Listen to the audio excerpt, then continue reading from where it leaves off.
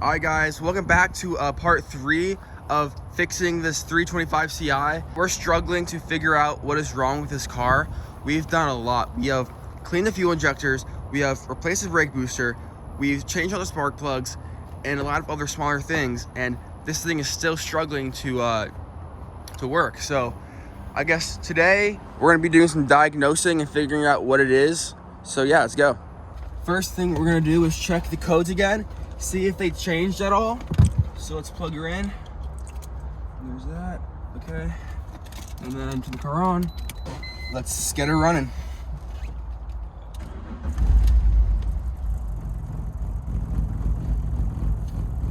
So here's the codes we have. P1343 47 45 P1345 and a P1347.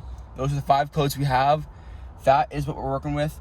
3 of the codes are basically saying the same thing with fuel cutoff, low air, and one is a evaporative thing. So we have work to do, and this is probably why it's not working. So same codes as before, let's figure it out. Okay, so the same codes are still there even after we cleared them. So now we're gonna look at the mass airflow sensor, try to clean that up. And we're going to be looking at the boots to see if there's any holes in them. It's a pretty common problem that these boots decompose pretty quickly, so we're gonna give those a go and let you know. Okay, so we just sprayed the mass airflow cleaner in the connection parts, and that was a lot cleaner in here. We also unplugged the battery and then sprayed it inside this clip as well, the connector for the mass airflow cleaner. We also noticed that the idle air control is a little dirty, so we're gonna clean the connector and see if that could help with anything. Also, the intake hoses, whatever these are called, they're in good condition. They're in great condition, no cracks or anything, so that's not an issue. So yeah, we're checking things off the list. We just took out the idle air control over the throttle, and I don't know about you, but I don't know if there's supposed to be that much corrosion in there and dirt. I don't know. This thing looks like it's junk. I don't know how clean these things are supposed to be, but I imagine not to the point where it's like that, like corroded. So this could be the culprit to the entire thing, because a bad idle air control could make the whole car run how it is like our car's running. So this could be it. I'm hoping, fingers crossed, guys. We just cleaned up the idle control valve, and we are putting everything back in.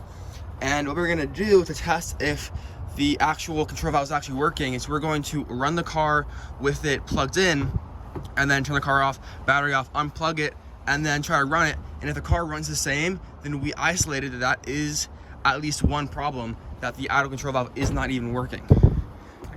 Okay, so we just reinstalled back the air system, and now we're going to test it with the idle air control plugged in. So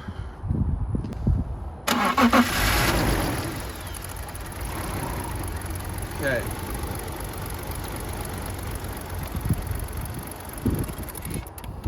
All right, that ran very slow. Okay, so it ran the same as before, so now we're going to unplug the idle control valve and see if that does anything. We just plugged the battery in, unplugged the thing, the idle air control. So we're gonna see if it makes any difference when it's on. Ready? Run it. It's still idling. It idles the exact same. The exact same? So that could be it. That could be it, Faf. Oh my God. Oh my God, guys, it idles the same even with the idle air control unplugged. It ran the same. That's it, Faf. Guys, we are currently at the junkyard looking for some PRs for the 325 Ci. This is big time right here. Yeah, this is it's our first time at a junkyard. This is pretty cool. Every car's jacked up on some steelies, and you can literally just pick and choose whatever part you want. This is pretty cool. Alright guys, we found a 5 Series, E46 5 Series. So it might have the same engine. Alright guys, even better, we have an 043 Series with, look at that, idle control valve conveniently placed right outside for us. So this is what we're gonna be taking from this car. This is cool. Hood's already gone. It's kind of annoying, but we found it. It's cool. All right, guys, we got the first idle control valve off that car, but we think it's broken, so we're going to take a second one off too, because we don't want to make 2 trips. So let's get this off. Let's go. This is what we got from the junkyard. We have 2 idle air controls. We have a grill, and we have a few of these little mini parts. And yeah, we also found a BMW badge. And yeah, hopefully this isn't gonna be too expensive. I imagine not, but never been to a junkyard before, so yeah, we're gonna find out. We're back, so we have a new logo, which is cool.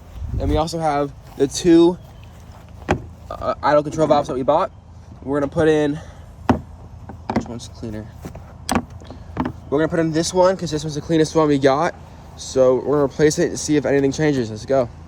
One of the idle air controls are going in, and we hope this works. If not, we're gonna have a second one put in and see if that one works. If not, then We're done for the day. we're done for the day. And then next time we're gonna go get a real one. And if that doesn't work, we're gonna return that one and keep moving on. Keep diagnosing what is wrong with our car. This is the moment of truth. Does this car run normally? Ready?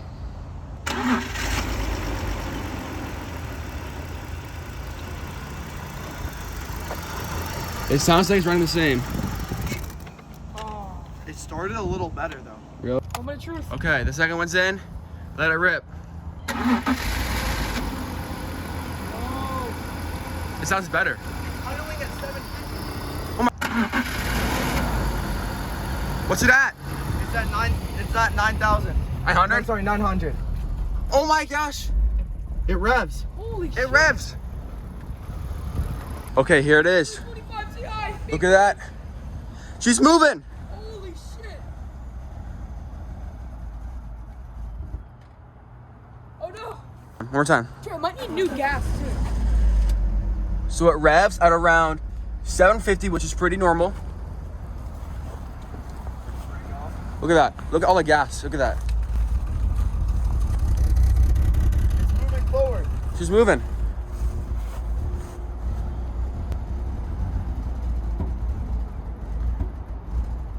Come on, stop. Stop. We found the problem. The one we got from the junkyard is also still bad, but it's good enough to the point where the car moves. As you can see, it has moved a few feet. The car still runs really rough, but good enough to the point where it can go under its own power. So we're gonna take it, we're gonna push it to the driveway and get this thing going. Let's go. All right, it's at 750 right now. Throw in reverse. Look at that. Want to throw and drive? Throw it in drive. There it is. She moves a little bit. That's pretty cool, guys. Oh my gosh, we got it moving. Holy. One brake lead does not work. We got it driving, boys. It stops and everything. Boys, we are taking this thing on the first ever drive. It just died.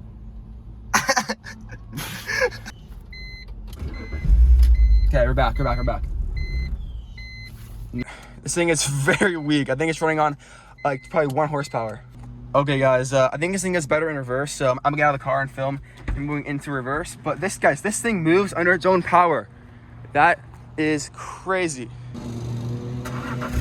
This is a beautiful car, dude. This is a beautiful car. I'm glad we chose this car for our project. That is sounding rough. That is sounding not ideal. She goes in reverse pretty well. Yeah, I'm guiding you. Okay. Okay. Whew. Turn towards the okay, stay straight. Stay straight.